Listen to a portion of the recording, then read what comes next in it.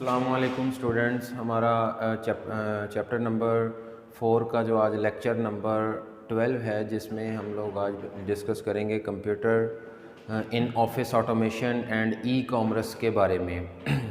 जैसा कि हम लोगों ने पहले भी डिस्कस किया है कि इस चैप्टर में से जो है ना वो लॉन्ग क्वेश्चन आपके पेयरिंग स्कीम में या एग्ज़ाम में कोई नहीं आएगा। इसमें से सिर्फ शॉर्ट क्वेश्चंस पेपर में आएंगे। तो आप लोगों ने इस चैप्टर को शॉर्ट क्वेश्चंस के हवाले से ही तैयार करना है। इसमें से 2 से 3 जो है ना वो शॉर्ट क्वेश्चंस आते हैं चैप्टर नंबर 4 में से, और 1 या 2 MCQs। एक वैसे अप्रॉक्सीमेटली 1 MCQs ही आता है, 2 शॉर्ट क्वेश्चन आते हैं, मतलब 4-5 नंबर का, 6 नंबर का, 5 नंबर का पेपर आता है इस चैप्टर में से। तो आप लोगों ने इस चैप्टर को शॉर्ट के पॉइंट ऑफ व्यू से तैयार करना है। सारी थ्योरी है और वही रोज़मर्रा की चीज़ें हैं जो हम लोग देखते हैं घरों में कंप्यूटर का यूज़, ऑफिसेज़ में कंप्यूटर का यूज़। और इसी तरीके से आज जो हमारा क्वेश्चन है वो है computer in office automation, COA, computer in office automation.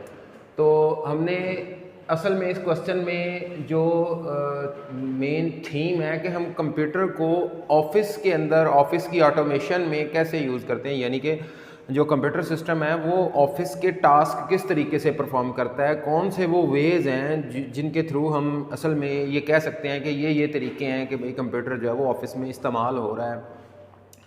तो कंप्यूटर जो है वो ऑफिस में, वैसे तो ऑफिस के सारे काम ही कंप्यूटर के थ्रू हो रहे हैं मेनली, क्योंकि ऑफिस, आप क्लर्क के ऑफिस में चले जाएं किसी इंस्टीट्यूट में, किसी प्रिंसिपल के ऑफिस में चले जाएं, किसी अकाउंट्स डिपार्टमेंट में, या किसी भी इंस्टीट्यूट के अंदर जब आप किसी ऑफिस में जाते हैं तो वहाँ पे आपका रिकॉर्ड मेंटेनेंस और आपकी जो है ना वो ईच एंड एवरी थिंग जो है ना वो कंप्यूटर के ऊपर बेस कर रही होती है। आपको अगर किसी का रिकॉर्ड देखना है, किसी के मार्क्स देखने हैं, किसी की अटेंडेंस देखनी है, इन हर चीज़ आपने जो भी देखना है तो वो आपको कंप्यूटर से ही हेल्प मिलती है।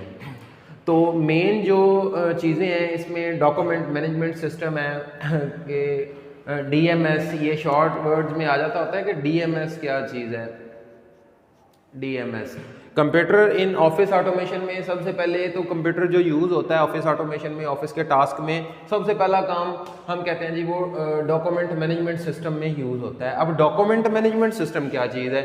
डॉक्यूमेंट मैनेजमेंट सिस्टम में जैसा कि MS ऑफिस में जैसे हम MS वर्ड यूज़ करते हैं, तो हम MS वर्ड के ऊपर कोई, फॉर एग्जांपल कोई नोटिफिकेशन लिखना है हमने, या कोई एप्लीकेशन लिखनी है ऑफिस में, या किसी को सेंड करनी है, कोई डॉक्यूमेंट तैयार करना है हमने, टाइपिंग करनी है, हम ऑफिस यूज़ करते हैं। इसी तरीके से इमेज प्रोसेसिंग, हाँ ऑफिस के वर्क में कंप्यूटर के ऊपर इमेज प्रोसेसिंग भी आती है। बाद हमें इमेज को क्रॉप करना पड़ता है, इमेज का जो है ना वो, फॉर एग्जांपल हमने एक ऑफिस है, उस ऑफिस में से जो है ना वो एडमिशन्स जाने हैं, मुल्तान बोर्ड उन्होंने रजिस्ट्रेशन के फॉर्म भेजने हैं, तो उसके लिए हर स्टूडेंट की जो है ना वो पिक्चर उसके ऊपर लगेगी। अब हो सकता है उस पिक्चर को थोड़ा बहुत एडिट करना पड़ जाए, उसकी जो है ना वो लेंथ विड्थ कम करनी पड़ जाए, उसके पिक्सल्स कम करने पड़ जाए, मतलब कोई भी इस तरह के इमेज के रेलिवेंट टास्क, इमेज कंप्रेशन वगैरह या इमेज एडिटिंग वगैरह, तो ये इमेज प्रोसेसिंग का काम, रीप्रोग्राफिक्स का काम भी इसी तरीके से आता है। रीप्रोग्राफिक्स का मतलब है कि किसी चीज़ की मल्टीपल कॉपीज़ तैयार करना। आपके कंप्यूटर के अंदर एक डॉक्यूमेंट पड़ा हुआ है, आप उस डॉक्यूमेंट की मल्टीपल कॉपीज़ वहाँ पे जनरेट कर सकते हैं, तो जिसे हम रीप्रोग्राफिक्स बोलते हैं। इसी तरीके से जो है ना वो हम कह सकते हैं कि डॉक्यूमेंट मैनेजमेंट सिस्टम का काम जो है ना वो ऑफिस में किया जाता है। डॉक्यूमेंट मैनेजमेंट सिस्टम में अगर हमसे पूछा जाए कि क्या काम होता है, तो हमने कहना जी उसमें MS वर्ड का काम होता है, हम कोई एप्लीकेशन वगैरह लिख सकते हैं, कोई डॉक्यूमेंट राइट कर सकते हैं, इमेज प्रोसेसिंग का काम कर सकते हैं, रीप्रोग्राफिक्स कर सकते हैं। तो सेम इसी तरीके से दूसरे नंबर पे है हमारा message handling system. Message handling system का मतलब है कि जो है ना वो मैसेजेस का एक्सचेंज करना between users to digital devices. तो मैसेज हैंडलिंग सिस्टम में है, आप किसी को मैसेज सेंड करते हैं, किसी का मैसेज रिसीव करते हैं, तो वो कौन कौन सी एप्लीकेशंस हैं, कौन कौन से वेज हैं जिनके थ्रू आप ये कम्युनिकेशन कर सकते हैं, एक्सचेंज ऑफ इंफॉर्मेशन कर सकते हैं। तो उसमें आप ईमेल यूज़ करते हैं। अब आप कहें जी कि मैंने ईमेल यूज़ करनी है, मैंने मोबाइल और कंप्यूटर के बगैर ईमेल लेनी है, तो ऐसा भी पॉसिबल नहीं है। आप अपने मोबाइल सेलफोन के ऊपर या फिर आप अपने कंप्यूटर सिस्टम के ऊपर जो है ना वो यूजिंग नेटवर्क, इंटरनेट कनेक्शन, आप ईमेल्स रिसीव करते हैं, आपने किसी को कोई डॉक्यूमेंट सेंड करना है तो आप ईमेल के थ्रू जो है वो सेंड कर सकते हैं, बशर्त ये कि आपका सिस्टम जो है वो उस नेटवर्क में मौजूद हो। इसी तरीके से आपने फैक्स करनी है, फॉर एग्ज़ाम्पल आपने कोई आप चाहते हैं कि फ़लाँ को मैंने जो है ना वो एक डॉक्यूमेंट सेंड करना है, यानी कि आप फैक्स की फैसिलिटी अगर उस रिसीवर के पास है, आपके पास भी फैक्स की फैसिलिटी है, तो आप एक डॉक्यूमेंट, हार्ड फॉर्म का डॉक्यूमेंट जो है वो फैक्स मशीन के थ्रू अपने रिसीवर तक पहुंचा सकते हैं। तो ये ईमेल करना, फैक्स करना, मैसेजिंग, ये मैसेज हैंडलिंग सिस्टम में आता है। तो ये भी ऑफिस का ही काम है। तो ऑफिस में ये काम भी होता है, मैसेज हैंडलिंग सिस्टम यानी ईमेल्स का, फैक्स का यूज़ करना। ऑफिस के अंदर डॉक्यूमेंट मैनेजमेंट सिस्टम का काम भी आता है, जिसमें हम MS वर्ड का यूज़ करते हैं और इसी तरीके से हम इमेज प्रोसेसिंग का भी यूज़ करते हैं। उसके बाद आ जाता है तीसरे नंबर पे office support system. Office support system का मतलब है कि आप ऑफिस के अंदर, फॉर एग्जांपल ये भी तो ऑफिस वर्क ही है ना, कि 5 लोगों को एक ऑफिस में एक टास्क जिम्मे लगाया गया है उनके, कि भाई आप लोग इस एक प्रोजेक्ट के ऊपर काम कर रहे हैं। उसी ऑफिस के अंदर 5 लोग और हैं तो उनको अलहदा से एक टास्क दिया गया है कि भाई आपने ये जो है ना वो प्रोजेक्ट इसके ऊपर वर्किंग करनी है।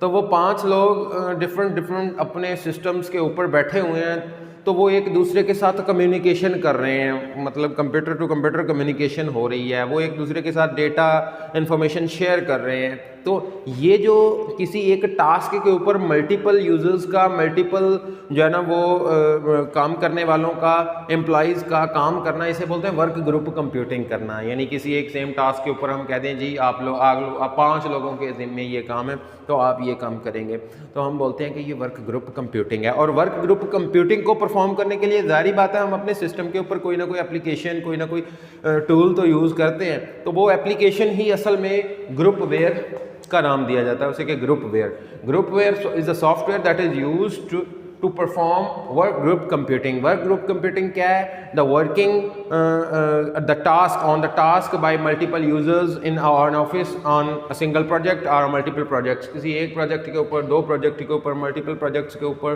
किसी टीम का, मल्टीपल यूजर्स का जो है ना वो काम करना, उसे बोलते हैं वर्क ग्रुप कंप्यूटिंग। और उसके लिए जो सॉफ्टवेयर यूज़ करते हैं हम, कोई एप्लीकेशन यूज़ करते हैं, कोई टूल यूज़ करते हैं, तो उसे हम बोलते हैं कि ये ग्रुप वेयर सॉफ्टवेयर है। तो ये हमारा जो है ना वो छोटा सा क्वेश्चन है, computer in office automation. Computer का ऑफिस में इस्तेमाल बताएं जी, ऑफिस में क्या क्या है। तो आप इसके अलावा भी कुछ लिख सकते हैं अगर आपके ज़हन में है। तो कंप्यूटर ऑफिस ऑटोमेशन में डॉक्यूमेंट मैनेजमेंट सिस्टम के लिए यूज़ होता है। दूसरे नंबर पे मैसेज हैंडलिंग सिस्टम के लिए यूज़ होता है। मैसेज हैंडलिंग सिस्टम का मतलब है कि आप एक्सचेंज ऑफ इंफॉर्मेशन कर रहे हैं यूजिंग इंटरनेट, नेटवर्क और कंप्यूटर को यूज़ करके एक्सचेंज ऑफ इंफॉर्मेशन करना। इसी तरीके से ऑफिस सपोर्ट सिस्टम, मतलब ऑफिस सपोर्ट सिस्टम में मैंने बताया कि आप वर्क ग्रुप कंप्यूटिंग करते हैं यूजिंग ग्रुप वेयर सॉफ्टवेयर्स। इसी तरीके से हमारा नेक्स्ट क्वेश्चन है, ये एक बात ज़हन में रखें, ये शॉर्ट क्वेश्चन हैं, आपको इसमें से क्वेश्चन किस तरीके से आ सकता है ये देख लें। वो आपसे पूछ सकता है व्हाट इज़ DMS। MCQs में कैसे आ सकता है DMS स्टैंड फॉर, तो आपने कहना है जी DMS stand for document management system. आपसे वो पूछ सकता है what is stand for COA stand for, तो आपने कहना है कंप्यूटर ऑफिस ऑटोमेशन। इसी तरीके से वो ये कह सकता है कि MHS क्या चीज़ है, तो आपने कहना है जी मैसेज हैंडलिंग सिस्टम।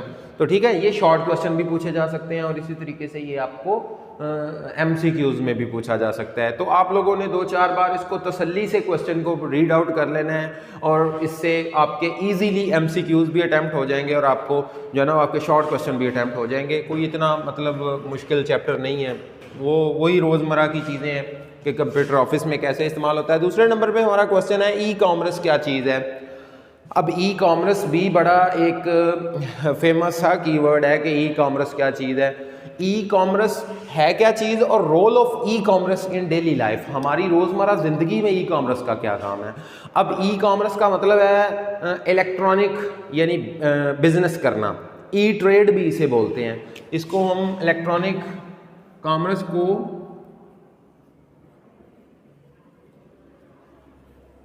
ई-ट्रेड का नाम भी देते हैं। ई-ट्रेड का मतलब है इलेक्ट्रॉनिक ट्रेड, यानी कि ऑनलाइन तिजारत करना, बिजनेस करना, कंप्यूटर के ऊपर बिजनेस करना। अब आप ये सोच रहे होंगे कि ये ऑनलाइन बिजनेस कैसे हो सकता है, तो ये सबसे ज़्यादा जो आजकल चल रहा है हमारे यहाँ, तो ये ऑनलाइन बिजनेस ही चल रहा है। तो ऑनलाइन बिजनेस को ही असल में हम बोलते हैं ई कॉमर्स, फाइनेंशियल बिजनेस, यानी तजारत करना ऑनलाइन कंप्यूटर सिस्टम पे नेटवर्किंग के थ्रू, ऑनलाइन होके इंटरनेट से कनेक्ट होके तजारत करना। मज़ीद हम इसको डेप्थ में देखते हैं कि ये क्या चीज़ है। Role of e-commerce in daily life, रोज़मर्रा ज़िंदगी में ई कॉमर्स का क्या इस्तेमाल है। तो ई कॉमर्स जो है ना वो डेली लाइफ में वैसे तो उसका बहुत ज़्यादा अमल दखल है, लेकिन हम चंद एक पॉइंट्स यहाँ पे डिस्कस कर रहे हैं कि जो ई कॉमर्स है हमारी रोज़मर्रा ज़िंदगी में हमें क्या क्या सर्विसेज प्रोवाइड कर रही है। ई कॉमर्स इलेक्ट्रॉनिक बिजनेस, उसमें हम क्या क्या काम कर सकते हैं। तो हम उसमें ईमेल का यूज़ करते हैं, ईमेल सेंड एंड रिसीव करते हैं। इसी तरीके से हम वीडियो कॉन्फ्रेंस करते हैं। उसमें ई कॉमर्स हमें फैसिलिटी उस सर्विस दे रही है कि आप इलेक्ट्रॉनिक जो है ना वो कॉन्फ्रेंस करें, वीडियो कॉल्स करें, यानी मीटिंग्स करें अपने पार्टनर्स के साथ। बिजनेस है ना, ई कॉमर्स का मतलब ही बिजनेस है। तो इस बिजनेस में हमें कौन कौन सी फैसिलिटीज़ मिल रही हैं, कौन कौन सी हमें सर्विसेज मिल रही हैं। तो उसमें ईमेल की सर्विस हमें मिल रही है, दूसरे नंबर पे हमें वीडियो कॉन्फ्रेंसिंग मिल रही है, तीसरे नंबर पे हम कहते हैं जी ई शॉपिंग। ये ई कॉमर्स में हमें एक सर्विस मिलती है जिसे हम ई शॉपिंग कहते हैं। ई शॉपिंग मीन इलेक्ट्रॉनिक शॉपिंग करना, ऑनलाइन शॉपिंग करना, परचेज करना कोई चीज़। इसी तरीके से ई बैंकिंग क्या चीज़ है। ई बैंकिंग मतलब इलेक्ट्रॉनिक बैंकिंग, ये लफ्ज़ हम 2-3 बार पिछले क्वेश्चन में पढ़ चुके हैं। ई बैंकिंग, तो हम एक एक करके इनको देखते हैं। ई कॉमर्स का मतलब है इलेक्ट्रॉनिक बिजनेस करना, इलेक्ट्रॉनिक ट्रेड करना, ऑनलाइन ट्रेड करना, तजारत करना, फाइनेंशियल बिजनेस करना, और जिसे हम कहते हैं कि ऑनलाइन कोई काम करना और उससे पैसे कमाना। अब हमारी ज़िंदगी में ई कॉमर्स का रोल क्या है। ई कॉमर्स जी हमें ईमेल की फैसिलिटी देती है। ईमेल का मतलब है कि एक्सचेंज ऑफ इंफॉर्मेशन, जैसे हम लोगों ने यहाँ भी पढ़ा है इसको। ईमेल क्या चीज़ है। ईमेल जो है ना ये एक इंफॉर्मेशन का एक्सचेंज है कि हम अपने फॉर एग्ज़ाम्पल पार्टनर्स के साथ कोई ईमेल वगैरह शेयर कर सकते हैं, हम कोई डॉक्यूमेंट शेयर कर सकते हैं, हम कोई भी इंफॉर्मेशन, हम कोई वॉइस सेंड एंड रिसीव कर सकते हैं। तो हम एनी काइंड ऑफ डेटा जो है वो हम सेंड एंड रिसीव कर सकते हैं। तो ई कॉमर्स का हमारी ज़िंदगी में पहला काम तो है इंफॉर्मेशन का एक्सचेंज करना यूजिंग ईमेल, जिसे हम ईमेल बोलते हैं, जीमेल। तो इसी तरीके से दूसरा जो हमें ई कॉमर्स फैसिलिटी दे रही है वो है हमारी वीडियो कॉन्फ्रेंस। वीडियो कॉन्फ्रेंस का मतलब है कि ऑनलाइन मीटिंग्स अरेंज करना। जैसे फॉर एग्जांपल जूम के ऊपर मीटिंग है, तो हम आजकल ऑनलाइन क्लासेस हो रही हैं, तो बहुत सारे जो है ना वो इंस्टीट्यूट्स जूम का यूज़ कर रहे हैं, माइक्रोसॉफ्ट टीम का यूज़ कर रहे हैं, इसी तरीके से गूगल मीट का यूज़ कर रहे हैं। तो इस तरह की डिफरेंट एप्लीकेशंस हैं जो वीडियो कॉन्फ्रेंसेस के लिए यूज़ हो रही हैं। तो वीडियो कॉन्फ्रेंस की फैसिलिटी भी हमें ये ई कॉमर्स दे रहा है, सर्विस प्रोवाइड कर रहा है। उसके बाद थर्ड पे है जी ई कॉमर्स में और क्या आता है। तो ई कॉमर्स में इलेक्ट्रॉनिक शॉपिंग आती है, उस बिज़नेस में शॉपिंग। जैसे इलेक्ट्रॉनिक शॉपिंग से मुराद, जैसे हमारे पाकिस्तान में OLX से हम कोई चीज़ ख़रीदते हैं, तो हम OLX से कैसे कोई चीज़ ख़रीदते हैं, हम वहाँ पे चीज़ें सर्च करते हैं, जो चीज़ हमें अच्छी लगती है हम वहाँ से स्पेसिफिकेशंस देखते हैं उसकी, और अगर हमें वो पसंद आ जाती है, हमारे लिए वो रेट भी अच्छा है, तो हम क्या करते हैं, हम उसको ऑर्डर कर देते हैं।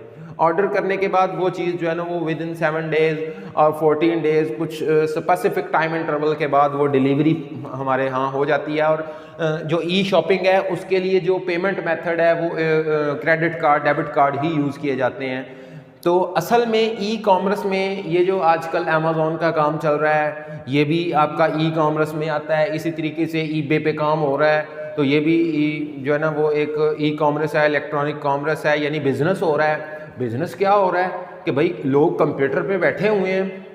फॉर एग्जांपल हम अमेज़ॉन की या ईबे की एग्जांपल ले लेते हैं, तो लोग कंप्यूटर पे बैठे हुए हैं और वो जो है ना वो चीज़ें सेल कर रहे हैं, और आगे जो है ना वो परचेज़ करते हैं, जो है ना उसके बाद सेल कर देते हैं, और उसी में से अपना प्रॉफिट ले रहे हैं, और वो प्रॉफिट उनको क्रेडिट कार्ड, डेबिट कार्ड वगैरह के ज़रिए जो है ना वो पेपाल मेथड के ज़रिए वो उनके अकाउंट में ट्रांसफ़र हो रहा है। तो ये असल में क्या है, ये बिज़नेस है, हमें कहीं जाना नहीं पड़ता, हम ऑनलाइन घर में बैठे हुए हैं, हमारे पास इंटरनेट की फैसिलिटी अवेलेबल है, तो हम ई कॉमर्स जो है ना वो उसको यूटिलाइज़ कर सकते हैं। हम बिज़नेस कर सकते हैं, हम कोई चीज़ सेल कर सकते हैं, हम कोई चीज़ परचेज़ कर सकते हैं।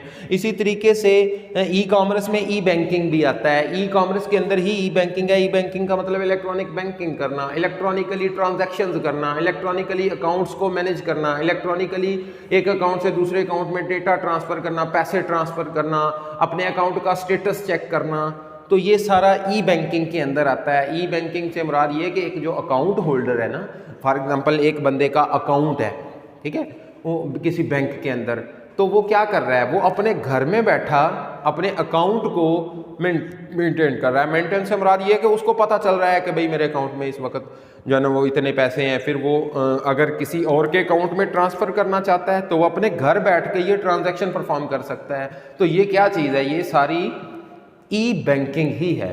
ई बैंकिंग, ई शॉपिंग, इलेक्ट्रॉनिक शॉपिंग करना, ऑनलाइन होकर शॉपिंग करना, OLX से, दराज से, इसी तरीके से अली बाबा, अली एक्सप्रेस, ये सारी क्या चीज़ें हैं, ये ऑनलाइन शॉपिंग सेल परचेज़ के लिए वेबसाइट्स हैं, डिफरेंट वेबसाइट्स जो हमें थ्रू द इंटरनेट एक्सेसिबल होती हैं। तो हम हमारे पास अगर इंटरनेट का कनेक्शन है तो हम ये जो है ना वो ई बैंकिंग, ई शॉपिंग, मतलब कि ई कॉमर्स को यूटिलाइज कर सकते हैं। तो वो कह रहा है, क्वेश्चन ये है कि ई कॉमर्स क्या चीज़ है। हमने कहना है जी ई कॉमर्स इलेक्ट्रॉनिकली ट्रेड है, तिजारत है। एक तिजारत होती है, हम कोई फिजिकली कोई चीज़ लेते हैं और अपने वेयर हाउस से उठाते हैं, उठा के हम किसी को दे के आते हैं, ये भी तिजारत है। हम खरीदते हैं फिर बेचते हैं, ये तिजारत है। लेकिन एक तिजारत, एक ट्रेड, एक बिजनेस वो है जो आप अपने कंप्यूटर सिस्टम के ऊपर बैठ के कर रहे हैं। आप अपने सिस्टम के ऊपर ही किसी वेबसाइट से कोई चीज़ खरीद रहे हैं और किसी दूसरी वेबसाइट के ऊपर उसी को जो है ना वो टैग कर रहे हैं, बेच रहे हैं, आप उसको सेल कर रहे हैं और उससे आप प्रॉफिट कमा रहे हैं। यानी कि आप अपनी सीट पे बैठे हुए हैं, आप इंटरनेट का यूज़ कर रहे हैं, सिस्टम आपके पास है, सिस्टम के ऊपर आप सेल परचेज का काम कर रहे हैं और जो भी प्रॉफिट है वो आपके अकाउंट में आ रहा है। तो ये क्या चीज़ है, ये ई कॉमर्स है। इलेक्ट्रॉनिकली आप कह लें कि पैसा कमाना, या आप यूँ कह सकते हैं कि कारोबार है कि जिसमें जो अब आजकल जो चल रहा है वो ज़्यादा ई कॉमर्स चल रहा है। हर चीज़ तो ऑनलाइन हो रही है। वीडियो कॉन्फ्रेंसिंग एक सर्विस हमें जो है ना वो ई कॉमर्स प्रोवाइड करती है। उसके बाद ईमेल की फैसिलिटी, ये भी एक सर्विस है। और उसके बाद हमें ई शॉपिंग है, तो ई शॉपिंग भी एक सर्विस है ई कॉमर्स की। ई शॉपिंग मतलब जैसे मैंने एग्जांपल दी दराज और ये अली एक्सप्रेस, अली बाबा। तो इसी तरीके से ई बैंकिंग का मतलब है कि कोई अकाउंट होल्डर जो है वो अपनी ऑनलाइन घर बैठा अपने सिस्टम से ट्रांजैक्शंस कर सकता है और अपने अकाउंट की जो है ना वो सारा स्टेटस चेक कर सकता है। यानी अपने सिस्टम के ऊपर बैठ के यूज़र को होम एक्सेस है कि वो अपने अकाउंट्स को मेंटेन कर रहा है, उसको जाना नहीं पड़ रहा। तो असल में यही हमारा क्वेश्चन है।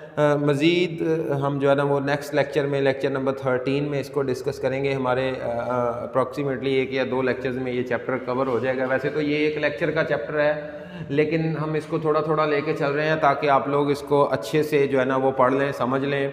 इसमें से फिर कह रहा हूँ लॉन्ग क्वेश्चन कोई नहीं आना, इसमें से शॉर्ट क्वेश्चन आने हैं। आप लोगों ने बेटा इनको शॉर्ट क्वेश्चंस के पॉइंट ऑफ व्यू से देखना है और इसमें से 1-2 MCQs बन सकते हैं। वो MCQs, वो शॉर्ट क्वेश्चन किस तरीके से बन सकते हैं वो भी मैं आपको साथ साथ बता रहा हूँ कि COA आ सकता है, स्टैंड फॉर, फिर ये भी पूछ सकता है कि CO है क्या चीज़। इस तरीके से वो पूछ सकता है DMS स्टैंड फॉर। इसी तरीके से वो पूछ सकता है कि व्हाट इज़ DMS। तो अगर व्हाट इज़ DMS है मीन शॉर्ट क्वेश्चन आ सकता है। DMS स्टैंड फॉर तो ये एक आ सकता है आपका MCQs आ सकता है। इसी तरीके से वो पूछ सकता है कि MS वर्ड का या इमेज प्रोसेसिंग का काम जो है वो किस में आता है। तो पीछे 4 ऑप्शन दे देगा। वो कहेगा जी ऑफिस सपोर्ट सिस्टम में आता है, मैसेज हैंडलिंग सिस्टम में आता है, डॉक्यूमेंट मैनेजमेंट सिस्टम में आता है या नथिंग। तो आपने कहना जी MS वर्ड का, इमेज प्रोसेसिंग का, रिप्रोग्राफिक्स का, डेस्कटॉप पब्लिशिंग का काम जो है वो डॉक्यूमेंट मैनेजमेंट सिस्टम में आता है। तो ये बेटा हमारा आज का लेक्चर यहाँ तक ही जो है ना वो इख्तिताम पज़ीर हुआ। तो हम नेक्स्ट लेक्चर में जो है ना वो इंशाल्लाह आगे रिमेनिंग क्वेश्चंस को डिस्कस करेंगे। तब तक के लिए अल्लाह हाफ़िज़।